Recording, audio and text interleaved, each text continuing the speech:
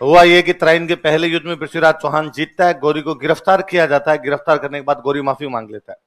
गौरी ने कहा भाई गलती हो गई, आइंदा के बाद ऐसी गलती मेरे से नहीं होगी, एक बार छोड़ दो, तुम कहोगे वैसे कर लूंगा मैं। तो उसको छोड़ दिया। उसको जब छोड़ा तो मंत्रियों ने मना किया पृथ्वीराज को, भाई क्यों छोड़ रहा है इसको, पकड़ के जेल में डालो या मार मूर दो यार इसको, वरना लगातार अटैक करते रहते हैं। पृथ्वीराज ने कहा कि नहीं भाई, भारतीय संस्कृति कहती है कि दुश्मन यदि माफी मांग ले तो उसको मारना नहीं चाहिए, दुश्मन की सेना भाग रही हो तो उस पर आक्रमण करना नहीं चाहिए, ये अपनी भारतीय संस्कृति के गुण है। और तुम कह रहे हो बार बार अटैक करते हैं तो अगली बार वापस आएंगे तो वापस लड़ लेंगे, तुम्हें लड़ने से डर थोड़ी लगता है कोई। तो मंत्रियों ने कहा भाई ठीक है, छोड़ दिया। वो तराइन से थोड़ा पीछे जाता, पीछे जाके बैठ जाता। मंत्रियों ने वापस पृथ्वीराज को, हमने कहा था कि नहीं जाएगा यहां से, वापस मैसेज किया भाई तू यहीं क्यों बैठा है।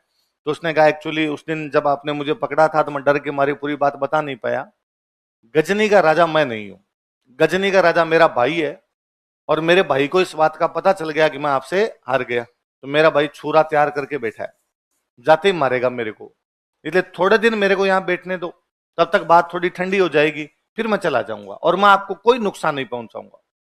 तो ठीक है बैठा रहा। पर फिर भी इनको लगा क्या पता आगे आ जाए, तो ये अपनी सेना लेके सामने बैठ गए।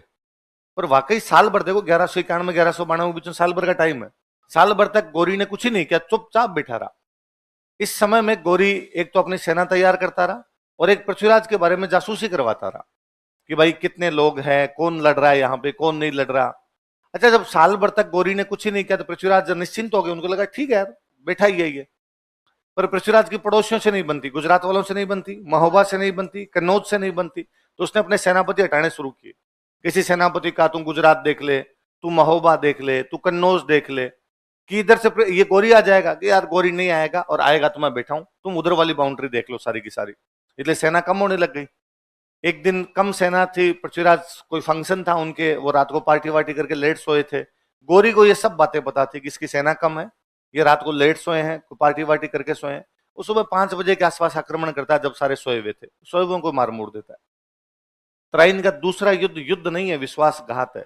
इनको जब तक पता चलता है कि अपने पे आक्रमण हो गया, ये उठ के लड़ने की कोशिश भी करते हैं, पर तब इनकी पार पड़ी नहीं। लिखो हसन निजामी की पुस्तक था, मतलब लक्ष्मीधर तो कहता है युद्ध में लड़ता हुआ मारा गया, और हसन निजामी कहता है कि नहीं कुछ दिनों तक अधीन शासन किया, फिर उसने बगावत की, इस बार हमने उसको पकड़ के मार दिया।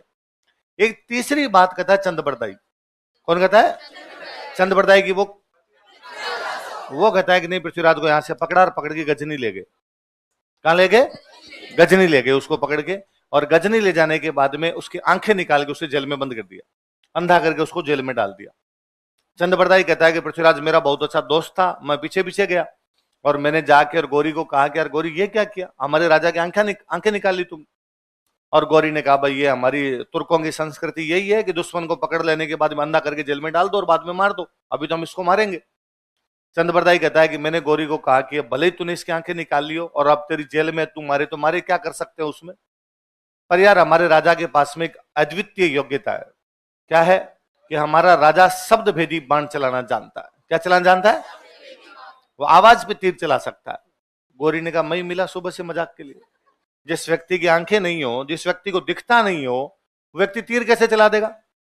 और चंद बरदाई कहता है कि भाई हमारे तो ये भारत की पुरानी परंपरा रही है, भगवान राम के पिताजी थे महाराज दशरथ, शब्द भेदी बाण चलाना जानते थे। सरयू नदी बहती है अयोध्या के पास में, रोज रात को सरयू जी के पास में जाके बैठ जाते, और सरयू में जैसे ही कोई जानवर पानी पीने के लिए आता, जैसे ही वो अपना सरयू में मुंह डालता, छपाक की आवाज आती और महाराज दशरथ उसका शिकार कर लिया करते, आवाज पे तीर चला दिया करते। दुर्योग से एक दिन वहां पर श्रवण कुमार अपने अंधे माता पिता को तीर्थ यात्रा करवाते हुए रुका हुआ था।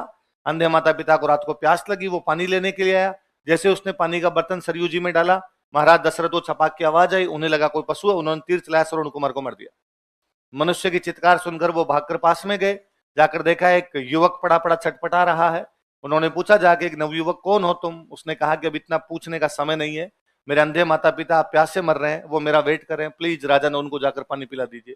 महाराज दशरथ गए श्रवण कुमार के माता पिता के पास, जाकर उनको कहा सॉरी, मेरी गलती से आपके बेटे की मृत्यु हुई है, मैं आपको अपने पास रखूंगा, मैं इसका प्रायश्चित करना चाहता हूं, मैं आपको तीर्थ यात्रा करवाऊंगा, आप मेरे साथ चलिए। और अंधे माता पिता ने दशरथ को कहा कि महाराज दशरथ, अब हम जिंदा रहकर क्या करेंगे, लेकिन हम तुम्हें श्राप देते हैं, जिस प्रकार आज हम तड़प तड़प के पुत्र वियोग में मरेंगे, एक दिन तुम इसी प्रकार पुत्र वियोग में तड़प तड़प के मरोगे। प्रकृति का चक्र घुमा। महारानी कैकेयी को कभी 2 वरदान दिए गए थे। महारानी कैकेयी ने उन 2 वरदान मांगे कि भरत को दिया जाए राजतिलक और राम जी को दिया जाए वनवास।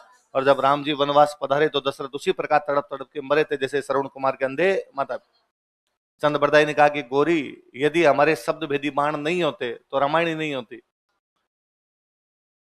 क्यों दशरथ को श्राप लगे, क्यों राम जी वनवास जाए, क्यों सीता जी का हरण हो, क्यों राम जी लंका जाए, क्यों रावण को मारे ना। हमारे तो पूरा स्टोरी उस पे है, उस एक शब्द भेदी बाण पे चल रहा है।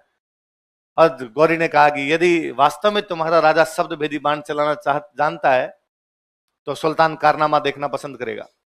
अगले दिन भाई साहब सुल्तान को एक सिंहासन पर बिठाया गया, सामने एक घंटी लगाई गई, पृथ्वीराज को पोडियम पे खड़ा किया गया कि जैसे ही वहां घंटी पे टन की आवाज आए पृथ्वीराज तीर चला देगा वहां पे।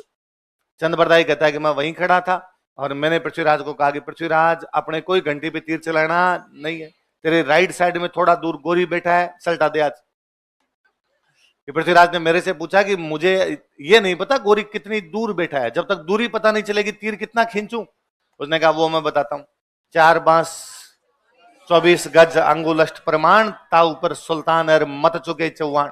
4 बांस, बांस होते बांस, 4 बांस लगा दिए जाए, 24 गज, गज समझते हो, 24 गज अंगुलष्ट और 8 अंगुलियां, इतनी दूरी पे बैठा है। 4 बांस 24 गज अंगुलष्ट प्रमाण, ता ऊपर सुल्तान। उतनी दूरी पे कौन बैठा है? मत चुके चौहान, कि चौहान चूक मत जाना। और चंद्रबरदाई कहता है कि चौहान चूका नहीं, उसने तीर चलाया, तीर चला के गोरी को मार दिया। गोरी के सैनिक जब पृथ्वीराज को मारते उससे पहले हम दोनों ने आपस में एक दूसरे को मार के सुसाइड कर ली। तो ये कहानी सुनाई किसने? चंद्रबरदाई तो वहां पे मारा गया, तो ये बात बताता कौन है फिर? तो हम हालांकि इसका तो आंसर देते हैं कि चंद्रबरदाई का बेटा था जलहण। क्या नाम था?